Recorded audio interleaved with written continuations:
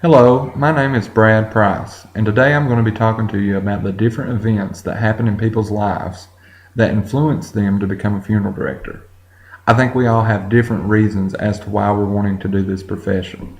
Many of them may be that, you simply have lived in a family where this has been the way of life for the last 3 or 4 generations. It may be something that's been passed down to you. I know a lot of people are very interested in the science of things. What makes the body do what it does?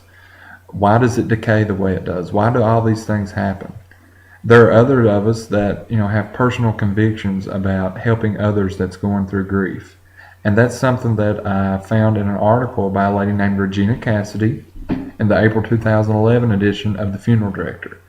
She entitles her article My Story, and it talks about the events that influenced her to personally want to become someone that helped people deal with grief, thus being a funeral director.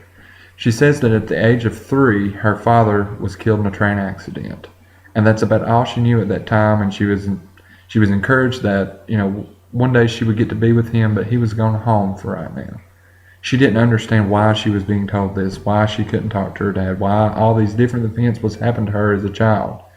And that's something that could happen to any of us. We don't know when our time's coming, and whether it's a child, a husband, a father, there has to be someone out there that can help guide those people through the grief process.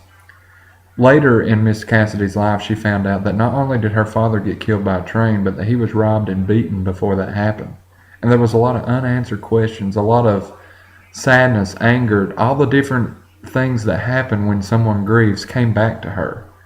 And she said she wanted to be the type person that had a job that could help people that may go through that same thing that she went through.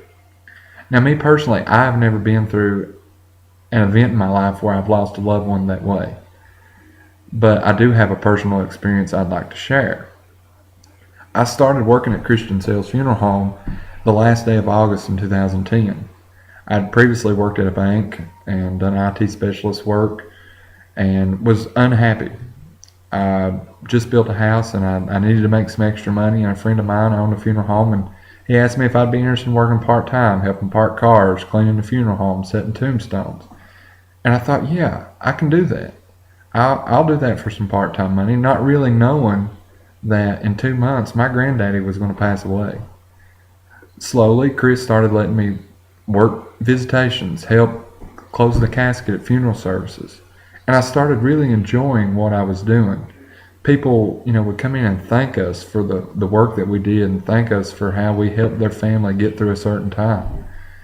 And when my grandfather passed away, I thought to myself, do I really want to be involved in this? Can I emotionally handle what I'm getting ready to face with him? And for the longest time I thought, no, this is not what I want to do. I cannot handle being able to help my family cope when I'm experiencing sadness myself. But when that time come and my grandfather passed away, I felt a sense of honor to be able to be the one that was there to help my family. The one that had experienced this just enough to know that, hey, Mama, what you're going through is normal. The feelings you're having, you're not the only one that's experienced those.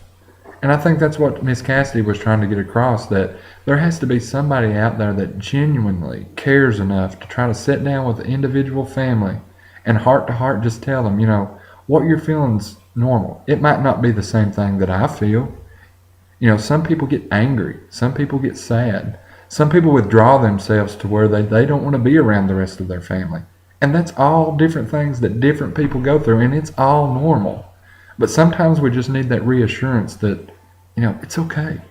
Someone out there understands what I'm going through and is there for me. And I think personally that's what I want to do as a funeral director. I hope that made sense to you. Thank you.